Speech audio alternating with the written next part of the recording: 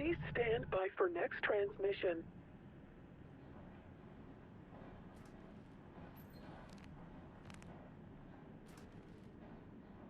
Please stand by for next transmission in 30 seconds.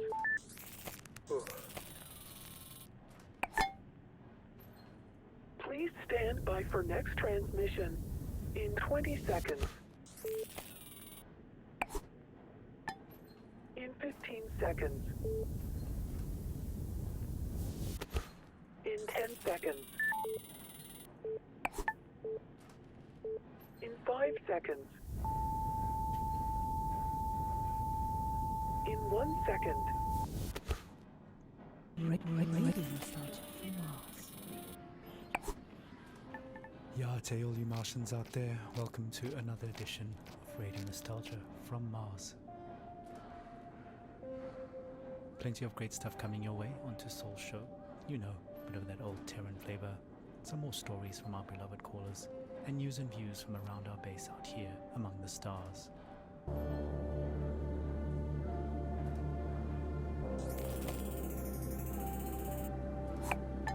Like I said, your tight beam to Radio Nostalgia from Mars. Breathe easy, kick back, and reminisce.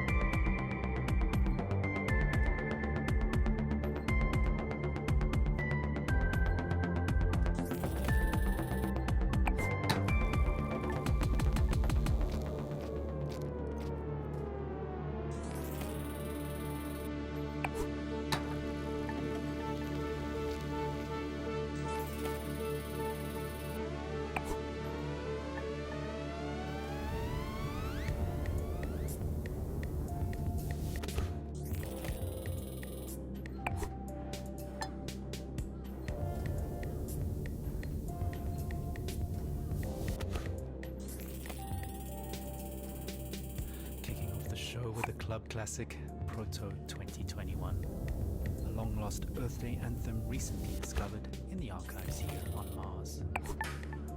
That should take most of us back to the days when Mars was nothing but an evening star in the sky, and large social gatherings were still normal and carefree. Speaking of carefree, look out for 3 new OMAS flavors, pink, green, and yellow. Pure calm in a tube.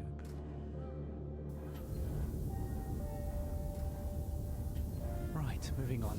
As always, we've collected some stories from our beloved callers, and up first is a young man who might just be the luckiest one of us all. События, воспоминания, старые добрые времена, оригинальные источники, подлинные истории, надежда, вдохновение, драма, радионостальгия с Марса. I nearly missed the boat to Mars. I mean, the rumours about something big happening in Alphaville had been floating for a few years, and of course it was impossible to separate fact from fiction.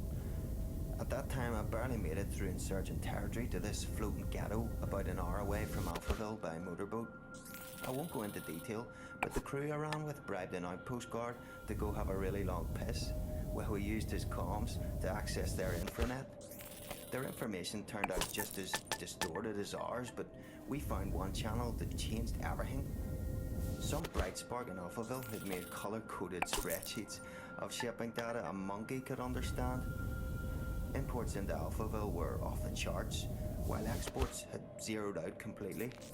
I mean, nothing was coming out, even on the black market, which incidentally was fully accounted for, meaning it had to be sanctioned all along.